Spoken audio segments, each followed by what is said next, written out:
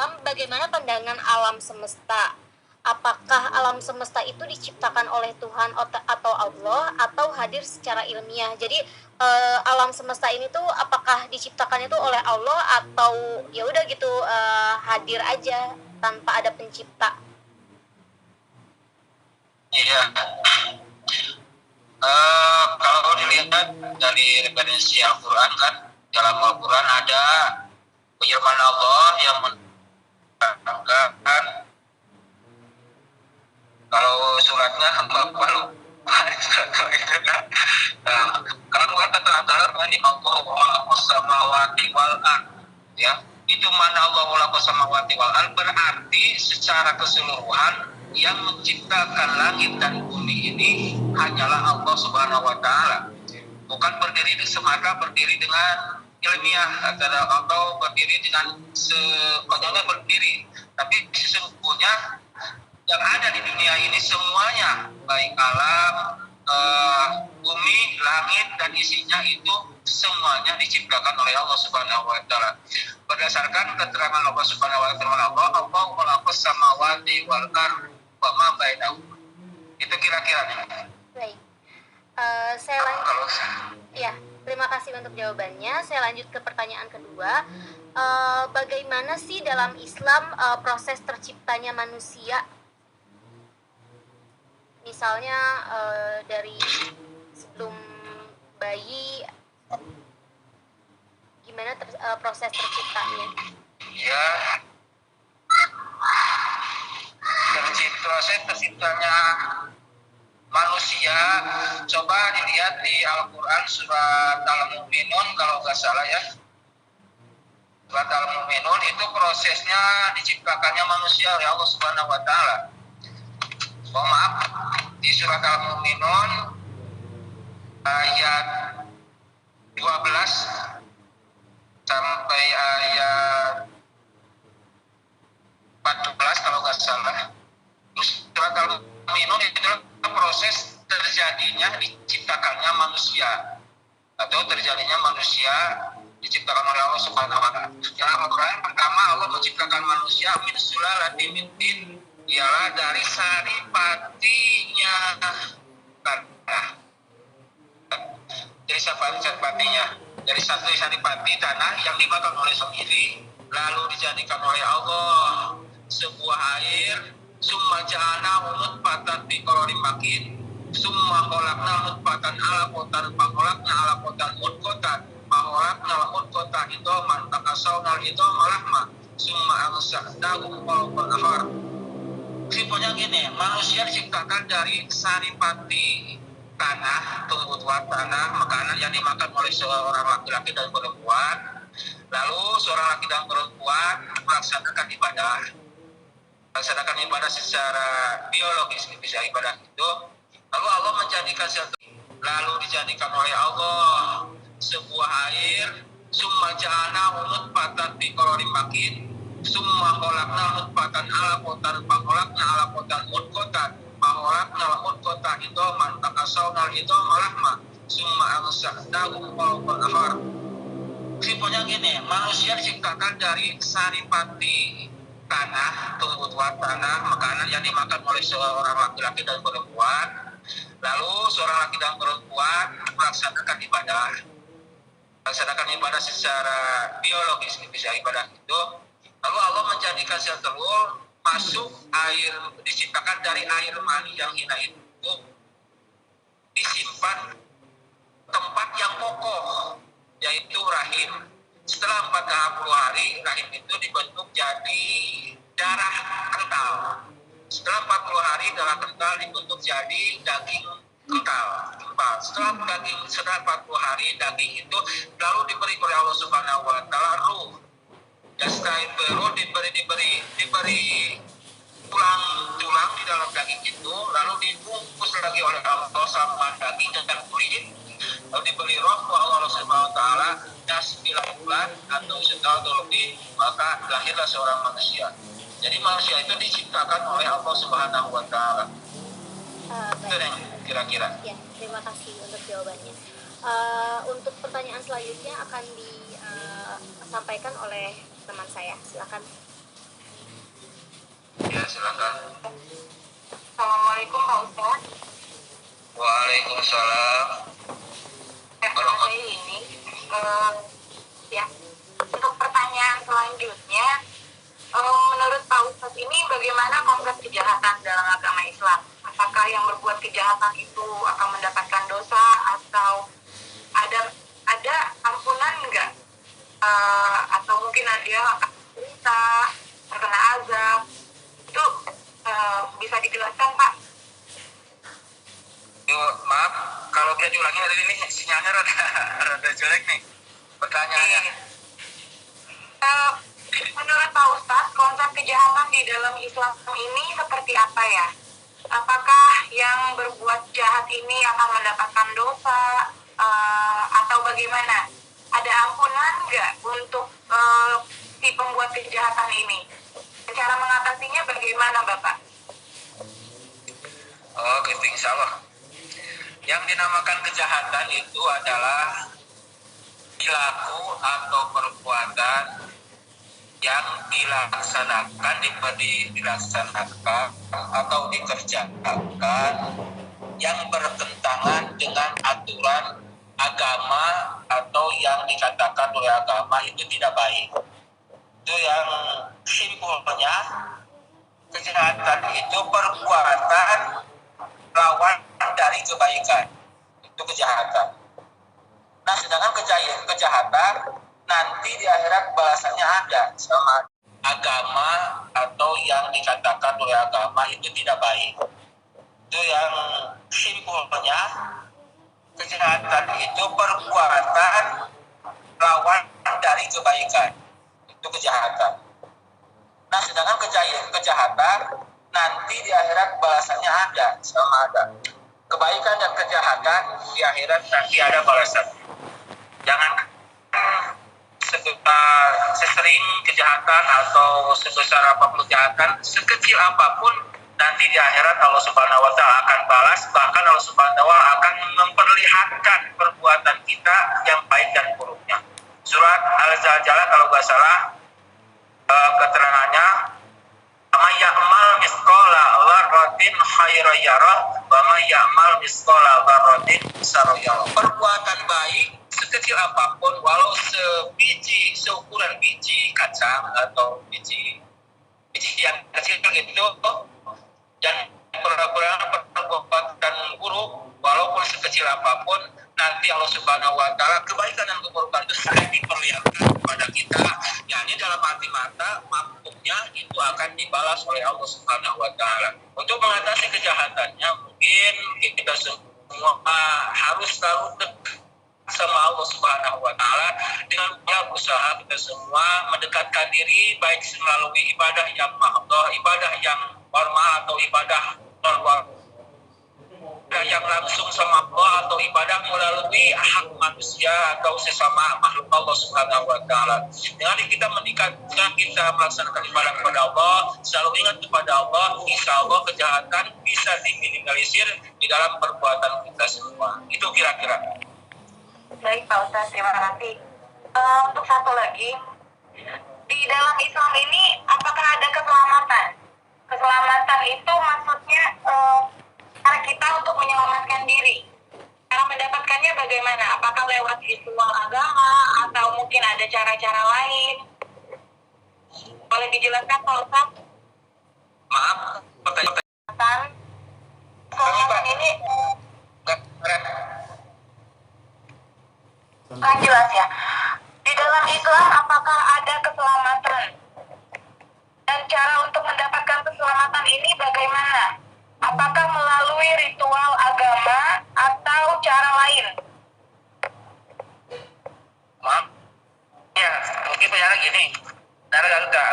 Enggak. Di dalam iman, apakah ada keselamatan gitu? Maknanya? Di dalam Islam, Pak. Hah? Di dalam Islam. Di dalam Islam? Iya. Apakah ada keselamatan? Ya. Bagaimana cara manusia mencapai keselamatan di dalam Islam? Oh, di dalam Islam ada keselamatan. Loh? Dan cara mendapatkannya bagaimana? Oh, dan cara mendapatkan. Ini kata Allah Subhanahu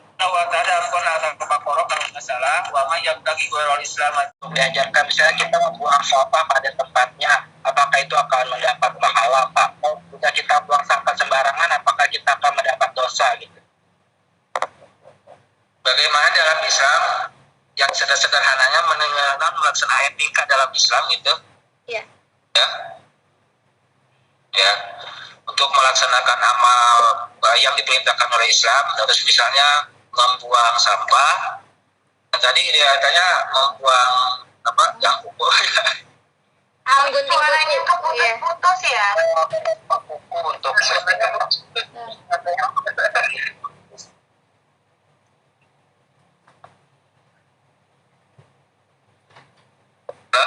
Ya.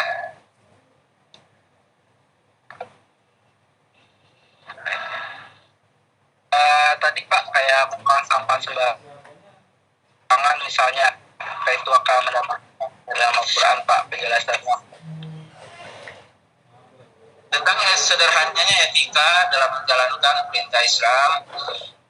Kalau yang sederhananya begini aja, di sana dalam Al-Quran ada kata firman Allah Subhanahu wa taala, "Innallaha yuhibbut tawwabina wa yuhibbul mutatahhirin."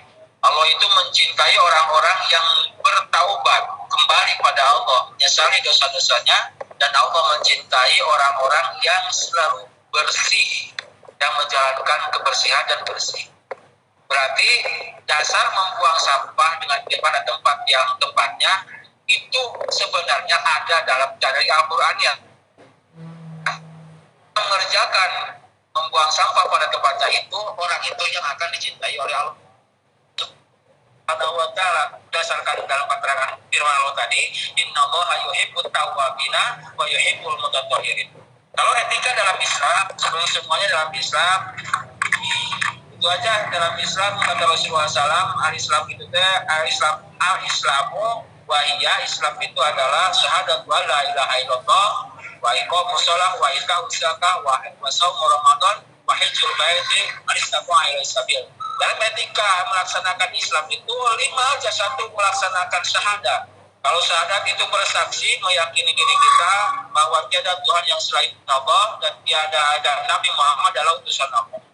Itu mana agamanya. Kalau dibawa kepada kehidupan kita dengan mana syahadat, semestinya kita sudah merasa kita sudah diikat, sudah terikat hati kita dan perbuatan kita sama Allah Subhanahu wa taala. Dalam bahasa dasarnya maka kita sudah mendapatkan membentuk perjanjian dengan Allah Subhanahu wa taala dengan syahadat. Lalu dengan syahadat itu bisa menimbulkan kita ketakwaan kepada Allah Subhanahu wa taala. Karena bukan punya dasar kita sudah punya ikatan dengan Allah Subhanahu wa taala.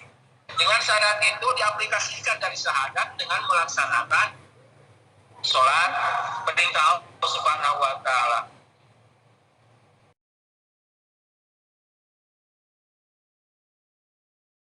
Bagaimana? Apakah melalui ritual agama atau cara lain? Maaf. Ya, mungkin penjara gini. Enggak. Di dalam iman, apakah ada keselamatan gitu? Maknanya? Di dalam Di dalam Islam, Pak. Hah? Di dalam Islam. Di dalam Islam? Iya. Oh, di apakah dalam ada keselamatan? Ya. Bagaimana cara manusia mencapai keselamatan di dalam Islam? Oh, di dalam Islam ada keselamatan. Loh? Dan cara mendapatkannya bagaimana? Oh, dan cara mengajarkan. Ini kata Allah Subhanahu wa taala dalam Quran Al-Baqarah kalau tidak salah, wa may yabtaghi ghairal Islam dinan, fa yuqallahu taala. Dalam Al-Quran Allah menerangkan barang siapa yang mencari atau menjalani kehidupan di luar agama Islam, maka Allah Subhanahu wa taala tidak akan menerima atau Allah Subhanahu wa taala tidak akan menjaganya. Secara otomatis dalam Islam ada keselamatan karena ditanggung oleh Allah Subhanahu wa taala. Bahkan kata Rasulullah SAW, al-Islamu ya'lu wa la yu'la alaih. Agama Islam itu tinggi dan tidak ada yang bisa melebihi ketinggian Islam.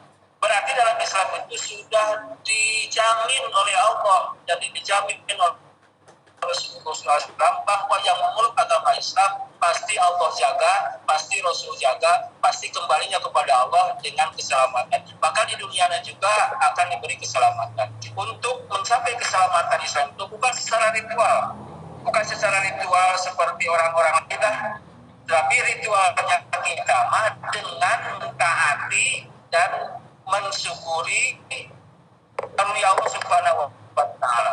Dengan mentaati kepada Allah secara dengan ibadah, melaksanakan yang diwajibkan oleh Allah dan menjauhi semua yang dilarang oleh Allah Subhanahu wa Ta'ala. Dengan cara ibadah itu Allah akan menjamin. Kata Al-Quran dalam Al-Quran surat Al-Baqarah, ya ayyuhan nasu ubudu rabbakumul ladzi khalaqakum wal ladzina minkum la'allakum tattaqun. Ya Allah Subhanahu wa Ta'ala mewajibkan kita untuk melaksanakan ibadah kepada Allah Subhanahu wa Ta'ala supaya kita masuk jadi orang-orang yang takwa. Sedangkan orang-orang yang takwa sudah dijamin oleh Allah Subhanahu wa Ta'ala, al-jannatu u'iddat lil muttaqin, surga itu hanya diperuntukkan oleh bagi orang-orang yang bertakwa. Jelas di dalam Al-Quran itu Allah Subhanahu wa Ta'ala menjamin barang siapa yang duduk di Islam, memegang Islam, menjalankan hukum Islam, Allah jamin akan keselamatan dunia dan akhirat. Itu kira-kira. Terima kasih Pak Ustadz. Ya. Selanjutnya mungkin Alim.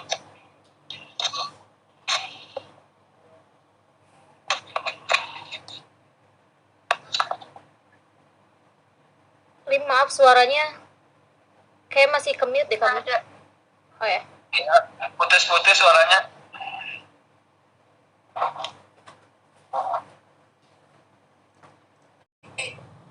Karunia Allah Subhanahu wa Ta'ala. Dengan mentaati kepada Allah secara dengan ibadah, melaksanakan yang diwajibkan oleh Allah dan menjauhi semua yang dilarang oleh Allah Subhanahu wa Ta'ala. Dengan cara ibadah itu Allah akan menjamin. Kata Al-Quran dalam Al-Quran surat Al-Baqarah, ya ayyuhan nasu ubudu rabbakumul ladzi khalaqakum wal ladzina minkum la'allakum tattaqun. Ya Allah Subhanahu wa Ta'ala mewajibkan kita untuk melaksanakan ibadah kepada Allah Subhanahu wa Ta'ala supaya kita masuk jadi orang-orang yang takwa. Sedangkan orang-orang yang takwa sudah dijamin oleh Allah Subhanahu wa Ta'ala, al-jannatu u'iddat lil muttaqin, surga itu hanya diperuntukkan oleh bagi orang-orang yang bertakwa. Jelas di dalam Al-Quran itu Allah Subhanahu wa Ta'ala menjamin barang siapa yang duduk di Islam, memegang Islam, menjalankan hukum Islam, Allah jamin akan keselamatan dunia dan akhirat. Itu kira-kira. Terima kasih Pak Ustadz. Ya. Selanjutnya mungkin Alim.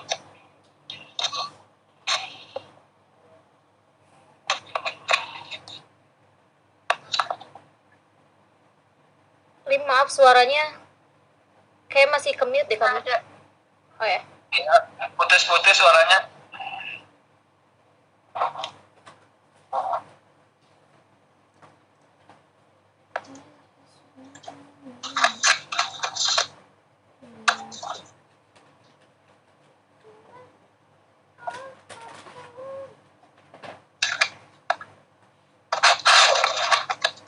Ya, gimana?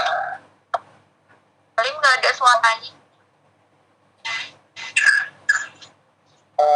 Kok? Oh ya, kedengeran sekarang. Ya. Ya, ya. Enggak kedengeran lagi. Oke. Suara ini sudah ada ya? Ya, sekarang kedengeran. Sudah ada. Ada. Iya. Saya mau tanya Pak, bagaimana standar etika dan moral dalam agama Islam? Misalnya kayak memotong kuku untuk membersihkan jari-jari, bagaimana ya atau dalam Al-Quran?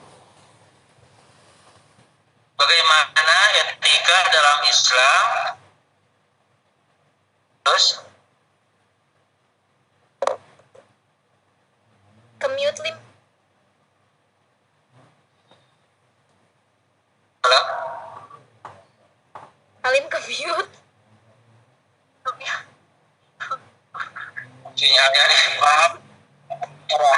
Misalnya kayak bagaimana standar dan etika dalam Al-Quran untuk diajarkan, misalnya kita membuang sampah pada tempatnya, apakah itu akan mendapat pahala, Pak?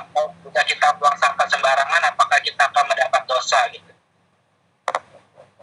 Bagaimana dalam Islam? yang sederhananya menentukan melaksanakan etika dalam Islam gitu. Iya. Ya. Ya.